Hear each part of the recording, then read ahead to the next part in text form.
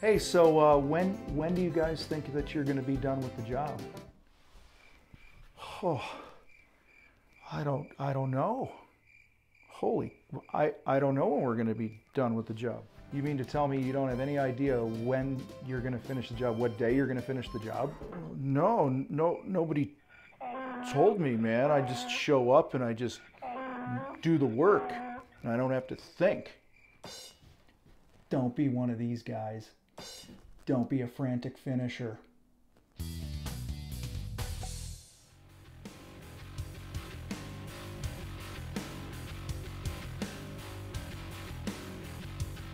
Hey, what's going on there, Motorhood? Check it out. Are you a frantic finisher?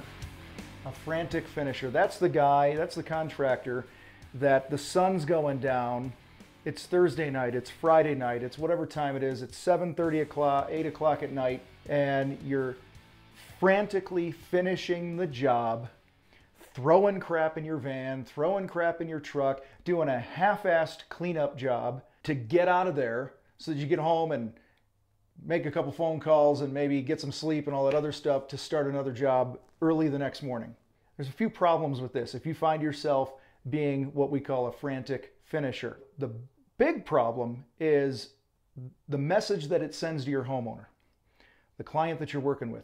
Man, you write somebody a check for 10 grand, 20 grand, $50,000, whatever the heck it is for the type of project you're doing, and they're sprinting to get out of there, that ain't good. Okay, that's to me it just doesn't feel right. What I'd like to see is a nice orderly finish to the job where they feel good about handing you that last payment. They feel good about the paint job you just did or the deck you just built or whatever it is, where they get to walk through the job with you at a calm pace. You can show them anything there is to know technically about it. You know, I know a lot of the pond guys in the world out there get to teach people how to use, you know, how to turn on the lights or whatever the heck it is, or set the timer. You want this time to be not frantic, all right? And the big thing that I've seen that leads to this, being a frantic finisher, is that you're not pre-planning the jobs in the correct manner. In fact, when I ask contractors in most cases, hey, when are you guys going to be finished with this project? More times than not, I get, I don't know.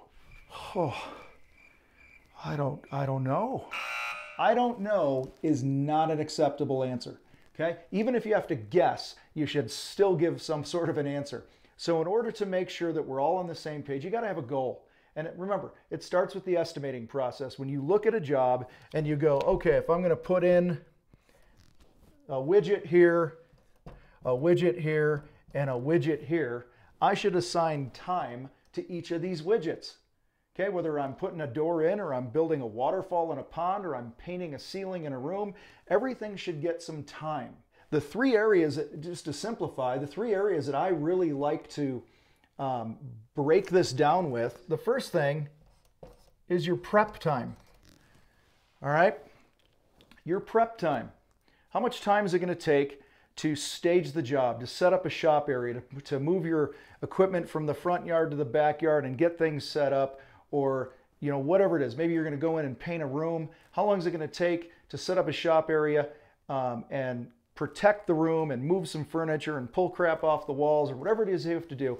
You should assign some time to the prep. All right. And so in this case, let's say we go, hey, it's going to be 2 guys for a day. All right, a normal 8-hour day. So that would be 16 man hours that I would say we're going to put toward the prep. The second area is what I call the build. And the build could be painting, it could be building, whatever, but you get the point. This is when we're actually, you know, doing the work. You're painting the walls, you're hammering the deck boards in, you're completing the project. In the case of our 2-man crew, we might go, hey, they're going to be there, I say 2 days where they're working on the project past the prep. And so 2 guys for a day is 16 hours. Another day would be 32 man hours. We have 48 man hours that we're into this job. And then this final phase of the job, and this is where a lot of us go wrong, is what I call the finish. All right, so that's the finish or the detailing. okay? This is cleaning up the job. This is putting things back. It's raking the yard or cleaning the mulch. I remember one time one of my paint crews was freaking vacuuming paint chips out of the mulch because the plastic didn't catch it all.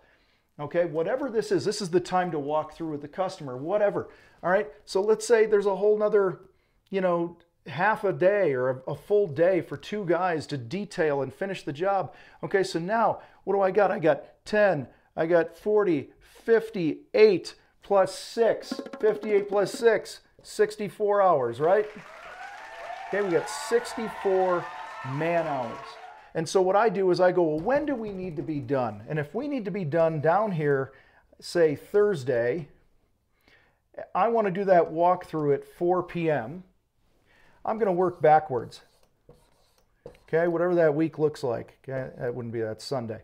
Wednesday, Tuesday, Monday, and I got Friday here. So if I want to be done right here, I start asking myself, what do I want done on this last day? To make it a relaxed day so I'm not jumping through hoops at 7:30, 8 o'clock at night when the damn sun's going down and I can't see anything and I do a piss poor job of cleaning up, and then they put a review on Angie's List or Google or whatever the heck it is that we're slobs. Okay, so what happens here? What needs to happen on this last day to make it a good day? And then I work back and I plug those hours in. If it's two guys, 1, 2, 3, 4, that's 16 hours a day. Okay, so you got 1 day of prep, you got 2 days. Here's the 32 right here. You got these two to the 32, and you got the 16 right back here on the last day.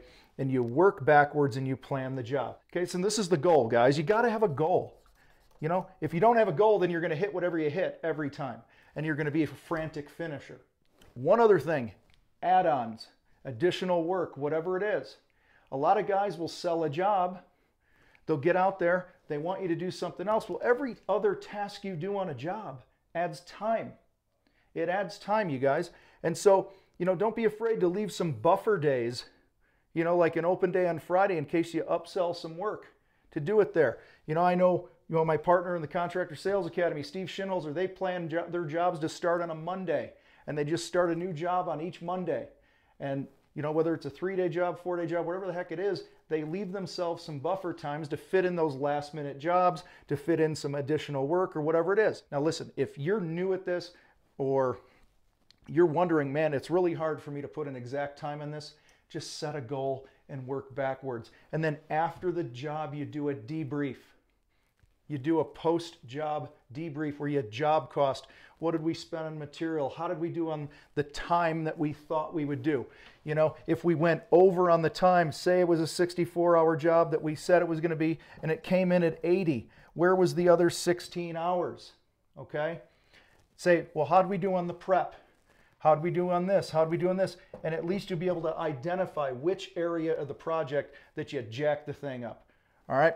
So set those goals, have those conversations, and each time you do, you're going to get a little bit better. So the next time you have a project like this that you bid, you're going to have more accurate accounting of your time, and it's going to help you bid the job better. It's going to help you schedule it better and complete it. All right, so don't be one of those frantic finisher contractors that nobody in your company knows when you're going to finish something. Start with something like this. Just break each bid that you do into 3 phases, okay? You got the prep, you got the build, you got the finisher, the details, whatever the heck you want to call it. Assign time, set a goal when you're going to be done with that puppy, and bring your jobs in on time, on budget, with happy customers, and be an uncommon contractor. We'll talk to you guys next time. Motor Heart.